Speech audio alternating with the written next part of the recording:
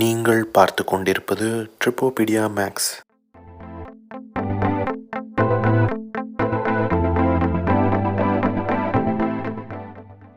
வணக்கம் நண்பர்களே. ஜார்ஜியாவை எக்ஸ்ப்ளோர் பண்ணுற இந்த ட்ரிப்பில் வழக்கம் போல் நம்ம இன்றைக்கி ஒரு அன்பிளான் சண்டே ட்ரிப் கிளம்பியிருக்கோம். எங்கன்னு கேட்டிங்கன்னா சியோனி அப்படிங்கிற ஒரு பிளேஸ். இது போகிற வழியில் உஜார்மா அப்படிங்கிற ஒரு ஹிஸ்டாரிக்கல் சைட்டும் பார்க்க போகிறோம். நான் உங்கள் ராகவ். இந்த ட்ரிப்பில் நீங்களும் என் கூட சேர்ந்துக்கோங்க. Let's go.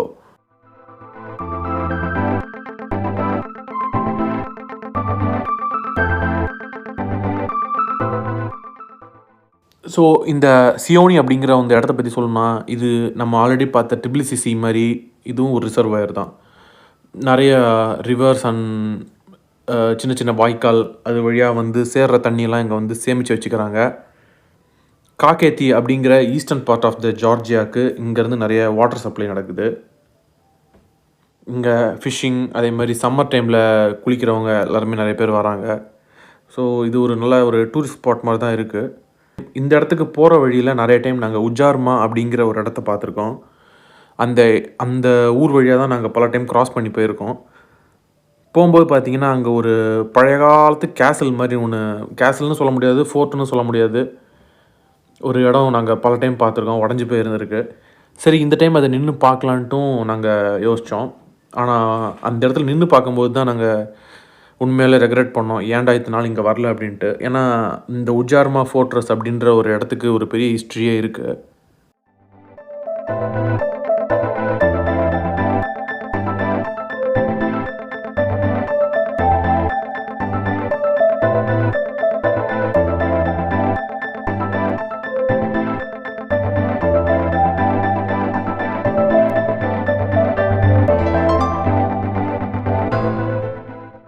அதே மாதிரி நிறைய கமெண்ட் பண்ணுங்கள். கமெண்ட்ஸில் என்கிட்ட நிறைய கொஷின்ஸ் கேளுங்க. ஸோ தட் எனக்கும் உங்ககிட்ட ஷேர் பண்ணுறதுக்கான நிறைய ஒரு கண்டென்ட் கிடைக்கும். நானுமே நிறைய தேடுவேன். நான் பேசுகிறது எல்லாமே எனக்கு பேசணும்னு தோன்ற விஷயத்த மட்டும் தான் பேசுகிறேன். கமெண்ட்ஸில் நீங்கள் என்கிட்ட கொஷின்ஸ் கேட்டால் தான் நீங்கள் என்ன எதிர்பார்க்குறீங்கன்றதும் எனக்கு தெரியும். So please comment.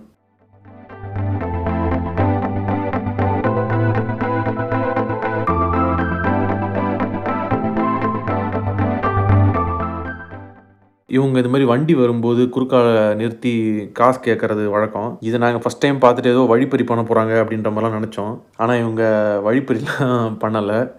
இவங்க இது ஏதோ சம்திங் ட்ரெடிஷ்னலாகவே இங்கே இது பண்ணிகிட்ருக்காங்க போல். ஃபஸ்ட்டு நாங்களும் கொஞ்சம் பயந்துட்டோம். ஏன்னா இனிஷியலாக யாருமே இல்லாத ஒரு இடத்துல இது மாதிரி ஒரு 4-5 பேர் வந்து முகமூடி போட்டுட்டு அப்படின்னு நாங்கள் கொஞ்சம் பயமாக தான் இருக்கோம்.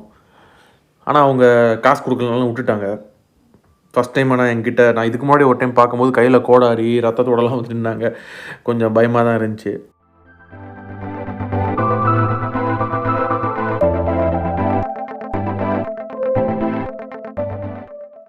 உஜார்மா ஃபோர்ட்ரஸ்க்கு வந்துட்டோம். இதை ஜார்ஜியனில் உஜார்மா-1800 அப்படின்வாங்க.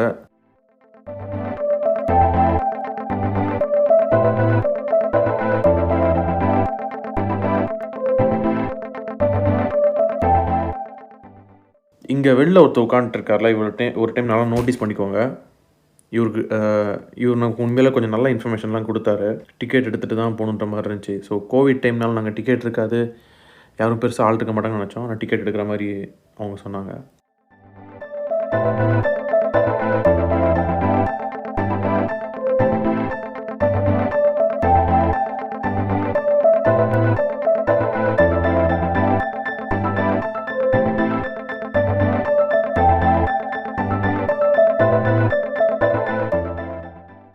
இந்த ஃபோர்ட்ரஸ் அமைஞ்சிருக்க இடம்னு பார்த்தீங்கன்னா, அது ஒரு வெளிலேருந்து பார்க்கும்போது ஏதோ ரோட் ஓரமாக இருக்கிற மாதிரி தான் இருந்துச்சு.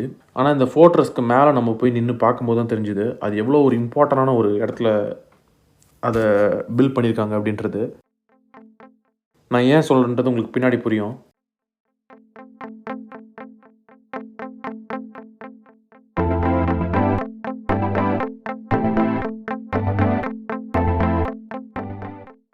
இங்கே நீங்கள் பார்க்கலாம், இந்த ஃபோர்ட்ரஸ்க்கு வந்து நிறைய சப்போர்ட் புதுசாக இப்போ கட்டிகிட்ருக்காங்க. ஃபுல்லாகவே இந்த ஃபோர்ட்ரஸை இப்போ வந்து ரெனோவேட் பண்ணிகிட்ருக்காங்க. இந்த ஃபோர்ட்ரஸோட டாப்பில் இருந்து பார்க்க முடியுது நம்மளால். நான் சொன்ன மாதிரி இது வந்து ஆல்ரெடி காக்கேத்தி அப்படிங்கிற ஒரு ரீஜியன் பக்கத்தில் இருக்குது. இந்த காக்கேத்தின்ற ரீஜியனும் டிபிலிசி சிட்டின்றது ஜார்ஜியாவோட கேபிட்டல். இது வந்து இமரேத்தி அப்படிங்கிற ஒரு ரீஜியனில் இருக்குது. இது ரெண்டுத்துக்கு நடுவில் இந்த ஃபோர்ட்ரஸை கரெக்டாக வந்து இவங்க லொக்கேட் பண்ணியிருக்காங்க.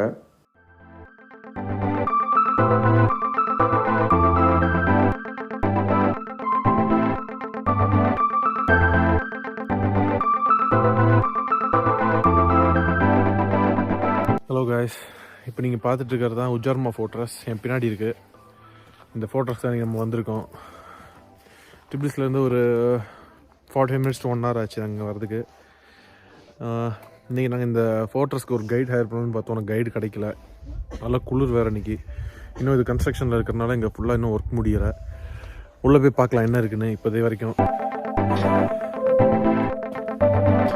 இந்த ஃபோர்ட்ரஸ் ரொம்ப வருஷமாக அங்கே இருக்குது. நாங்களும் பார்த்துக்கிட்டு இருந்திருக்கோம் ரொம்ப நாளாக. ஆனால் இது வரைக்கும் உள்ளே வந்து பார்க்கணுன்னு நாங்கள் ட்ரை பண்ணதில்லை. இன்றைக்கி சரி வந்து பார்க்கலாம் அப்படின்னு சொல்லிட்டு தான் வந்தோம்.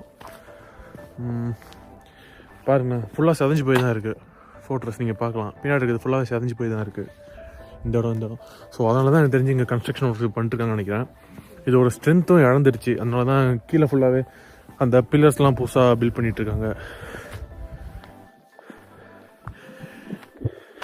இப்போ இது வின்டருக்கும் வின்டருக்கும் ஃபால் சீசனுக்கும் நடுவில் இருக்குது, ஆட்டம் சீசனுக்கும். ஸோ ஃபுல்லாகவே காஞ்சி போய் தான் இருக்குது ஊர். ஆனால் குளிர், சரியான குளிர். அத்தாஸ் ரூவாசி இல்லையா? நாங்கள் இவர்கிட்ட தான் கேட்டோம் இந்த ஃபோர்ட்ரஸோட ஸ்டோரி என்ன, இந்த ஃபோர்ட்ரஸோட ஹிஸ்ட்ரி என்ன அப்படின்றது. அவர் சொன்னது என்னன்றதை நான் உங்கள்கிட்ட சொல்கிறேன். இந்த ஃபோர்ட்ரஸை ஆஸ்பராக் அப்படிங்கிற ஒரு மன்னர் தான் வந்து ஃபஸ்ட்டு கட்டினான்ற மாதிரி சொல்கிறாங்க. கிட்டத்தட்ட 3rd century AD. 3rd centuryங்கிற போது கிட்டத்தட்ட ஒரு 1700 to 1800 வருஷத்துக்கு முன்னாடி. அதுக்கப்புறம் கார்காசால் அப்படிங்கிற ஒரு கிங் வந்து இதை டேக் ஓவர் பண்ணியிருக்காரு. கார்காசால்னு மட்டும் இல்லை, அதுக்கப்புறம் இன்னுமே நிறைய கிங் அண்ட் பிரின்சஸ் இதை வந்து டேக் ஓவர் பண்ணியிருக்காங்க. இது டேக் ஓவர் பண்ணுற அளவுக்கு அவ்வளோ என்னடா இது இம்பார்ட்டண்டான ஒரு பிளேஸ்ன்னு கேட்டிங்கன்னா, இந்த ஃபோர்ட்ரஸ் பார்த்தீங்கன்னா உங்களுக்கு நான் ஆல்ரெடி சொன்ன மாதிரி தான். இங்கே நீங்கள் மேலே இருந்து பார்க்கும்போது உங்களுக்கு தெரியுது, சுற்றி இருக்க எல்லா மவுண்டெயினுமே உங்களுக்கு வந்து சுற்றி இருக்க முக்கால்வாசி ஒரு 270 degree ஆங்கிளில் உங்களுக்கு சுற்றி இருக்க எல்லா மவுண்டெயின்ஸுமே தெரியும். ஸோ இது உங்களுக்கு இப்போவே உங்களுக்கு புரிஞ்சிருக்கும் எதனால் இது இவ்வளோ ஒரு இம்பார்ட்டண்டான ஒரு பிளேஸ் அப்படின்றது. இது வந்து இந்த ப்ரொடெக்ஷனுக்கும் வேறு எக்கனாமிக்கலாகவும் சரி, ஸ்ட்ராட்டஜிக்கலாகவும் சரி, இது ரொம்ப ஒரு இம்பார்ட்டன்ட் பிளேஸாக இருந்திருக்கு ஜார்ஜியாவில் 3rd centuryலேருந்து. ஆஸ்பராக் அப்படிங்கிற ஒரு கிங் வந்து இதை கட்டியிருந்திருக்காரு. அதுக்கப்புறம் கார்காசால் அப்படிங்கிற ஒரு கிங் வந்து இதை டேக் ஓவர் பண்ணி இங்கே ஆட்சி நடத்தியிருக்காரு. 3rd centuryலேருந்து 4th century வரைக்குமே இதுதான் ஜார்ஜியாவோட எக்கனாமிக்கல் அண்ட் ஸ்ட்ராட்டஜிக்கல் கேபிட்டலாக இருந்திருக்கு. ஜார்ஜியாவோட ஜார்ஜியன் க்ரானிக்கல்ஸ் எல்லாத்துலேயுமே இதை பற்றி நிறைய குறிப்புகள் நம்ம பார்க்க முடியுது.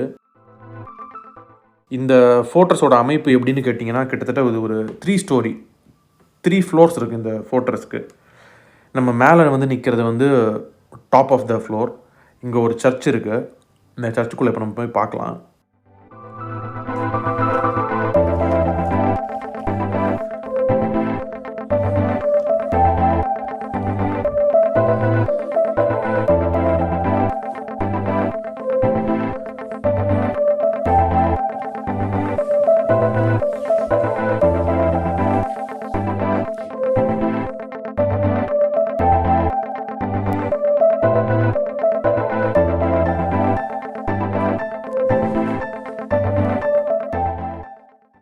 இந்த உஜார்மான்றது அப்போ ஒரு பெரிய சிட்டியாகவே இருந்திருக்கு. இப்போ இது பார்த்தீங்கன்னா ரொம்ப ஒரு சின்ன கிராமம் மாதிரி தான் இருக்குது. ஆனால் 3rd centuryன்ற போது இது ஒரு பெரிய சிட்டியாகவே இருந்திருக்கு அந்த டைமில். எக்கனாமிக்கலாகவும் சரி, ஸ்ட்ராட்டஜிக்கலாகவும் சரி. ஸ்ட்ராட்டஜிக்கலாக நான் சொல்லும்போது ஒரு வாரம் வரும்போதும் சரி, இந்த ஜார்ஜியாவை வந்து அவங்க ப்ரொடெக்ட் பண்ணும்போதும் சரி, இங்கேருந்து ஒரு செக் பாயிண்ட் மாதிரி இதை வச்சுருந்துருக்காங்க. டிஃபென்ஸ்னு மட்டும் இல்லை, நிறைய ட்ரேடிங் நடந்திருக்கு இந்த இடத்துல. அதேமாரி நிறைய இந்த மேனுஃபேக்சரிங் நடந்திருக்கு. அந்த டைமில் என்னடா மேனுஃபேக்சரிங்னு பார்த்தீங்கன்னா, ஆயுதங்கள் மேனுஃபேக்சர் பண்ணுறதா இருக்கட்டும், இல்லை ஒரு கன்ஸ்ட்ரக்ஷன் எக்யூப்மெண்ட்ஸ் மேனுஃபேக்சர் பண்ணுறதா இருக்கட்டும், எல்லாமே இந்த சிட்டியில் நிறையவே நடந்திருக்கு. அதுக்கப்புறம் இது என்ன நடந்திருக்குன்னு பார்த்தீங்கன்னா, கிங் வாக்டாங் கார்கோசாலி அப்படிங்கிறவர் அவங்களோட அடுத்தடுத்த வர தலைமுறைக்கு இதை கொடுத்துருக்காரு. அப்போது என்ன நடந்திருக்குன்னு பார்த்தீங்கன்னா, நிறையவே இங்கே போர்கள் நடந்திருக்கு. முக்கியமாக பார்த்தீங்கன்னா இதில் குறிப்பிடப்பட வேண்டியது என்னென்னா இந்த பெர்ஷியன்ஸ் வந்து இங்கே நிறைய டைம் சண்டை போட்டிருக்காங்க. பெர்ஷியன்ஸோட ஆர்மி, அரப் ஆர்மி இவங்க எல்லாமே இங்கே வந்து பல டைம் சண்டை போட்டிருக்காங்க. இதில் பெர்ஷியன் ஆர்மி வந்து சண்டை போடும்போது தான் கிங் வாக்டாங் கோர்கசால் அப்படிங்கிறவர் இங்கேயே இறந்துருக்காரு. இங்கே நீங்கள் பார்த்தீங்கன்னா 2 ஃபோர்ட்ரஸ் இருக்குது. நம்ம மேலே பார்த்தது ஒன்று, கீழே பார்த்துட்டு இருக்கிறது ஒன்று. இது 2த்துக்குமே நிறையவே ஒரு கனெக்ஷன்ஸ் இருக்குது. ஏன்னு கேட்டிங்கன்னா நம்ம பல டைம் நம்ம ஊர்லேயே நம்ம நிறைய ஃபோர்ட்ரஸ் போகும்போது தெரியும், நிறைய சுரங்க பாதைகள் இருக்குது. அதில் ஏதாவது ஒரு பிரச்சனையோ இல்லை ஒரு சண்டையோ நடக்கும்போது கிங் அதேமாதிரி இந்த மினிஸ்டர்ஸ் எல்லாமே தப்பிச்சு போகிறதுக்காக இந்த மாதிரி வழிலாம் உருவாக்கி வச்சுருப்பாங்க அப்படின்ற மாதிரிலாம் சொல்லுவாங்க. அது மாதிரி இங்கேயுமே நிறைய சுரங்கங்கள்லாம் இருக்குது.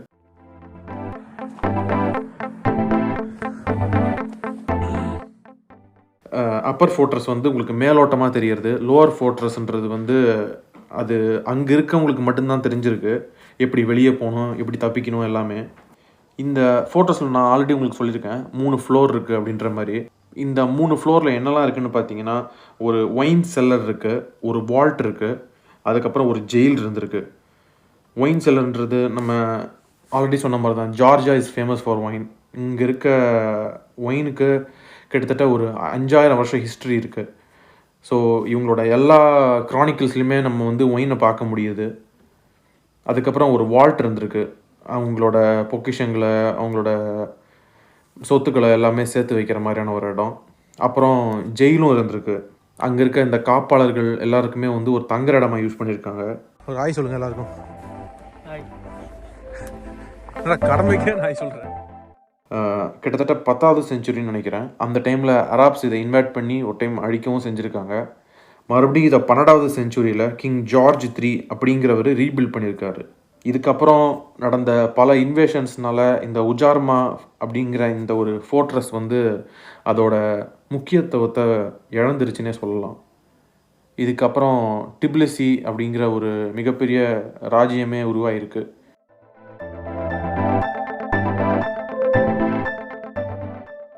நான் சொன்ன கதை உங்களுக்கு புரியலன்ற மாதிரி இருந்துச்சுன்னா, நான் இதில் நிறைய ஃபோட்டோஸ் கொடுத்துருக்கேன். அதை நீங்கள் பாஸ் பண்ணி படித்து பாருங்கள், உங்களுக்கு இன்னுமே கொஞ்சம் கிளியராக புரியும்.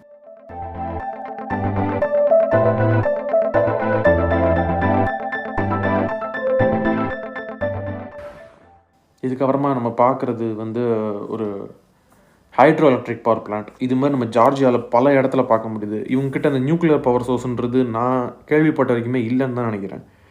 ஏன்னா இவங்களோட மெயின் பவர் சோர்ஸ் எல்லாமே ஹைட்ரோ எலக்ட்ரிக் பவர் தான். இவங்க கிட்ட வாட்டர் பவர்னு பார்க்கும்போது நிறைய ரிவர்ஸ் இருக்குது. ஸோ இவங்க ரிவர்ஸ் அண்ட் இது மாதிரி நிறைய வாட்டர் கரண்ட்டை வச்சு நிறைய பவர் ப்ரொடியூஸ் பண்ணுறாங்க. இப்போ நம்ம பார்த்துட்டு இருக்கிறதும் அது மாதிரியான ஒரு இடம் தான்.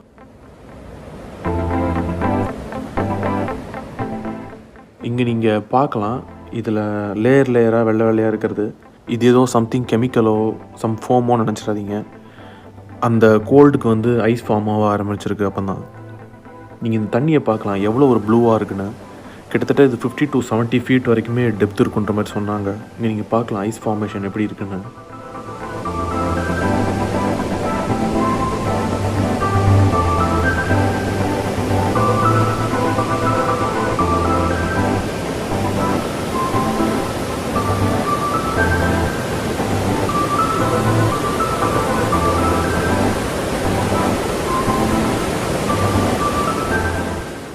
இதை முடிச்சுட்டு அட்லாஸ்ட் நம்மளோட டெஸ்டினேஷனுக்கு போகலான்னு சொல்லிட்டு சியோனி கிளம்பிட்டோம்.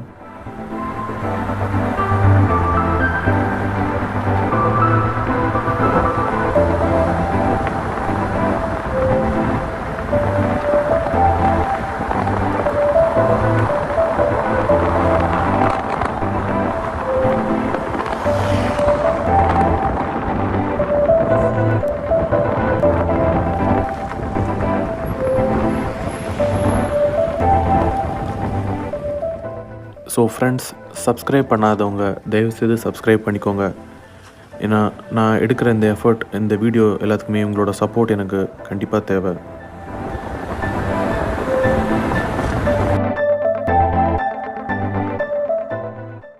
ஸோ அட்லாஸ்ட் நம்மளோட டெஸ்டினேஷனுக்கு வந்து சேர்ந்துட்டோம்.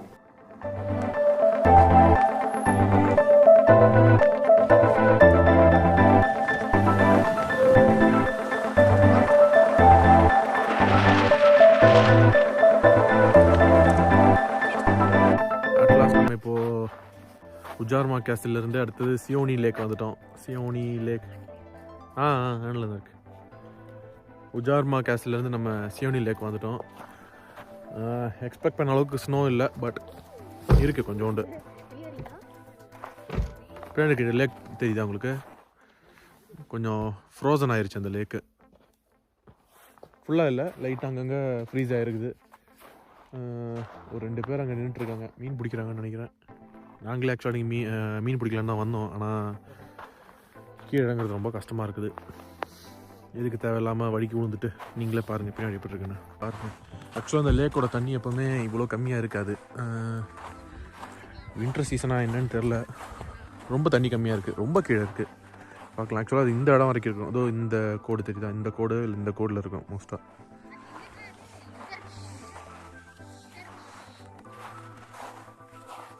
பாருங்கள், இந்த இடத்துல நடந்து போனோம்னா கண்டிப்பாக வழிக்கிட்டு நேராக லேக்குள்ளே தான் போய் விழுவோம். ஃபிஷ்ஷிங்க்கு இது ஒரு நல்ல ஸ்பாட் தான். கேட் ஃபிஷ்ஷு, ட்ரவுட்டு, இது மாதிரி நிறைய இந்த யூரோப்பியன் வெரைட்டிஸ் நிறைய இங்கே இருக்குது.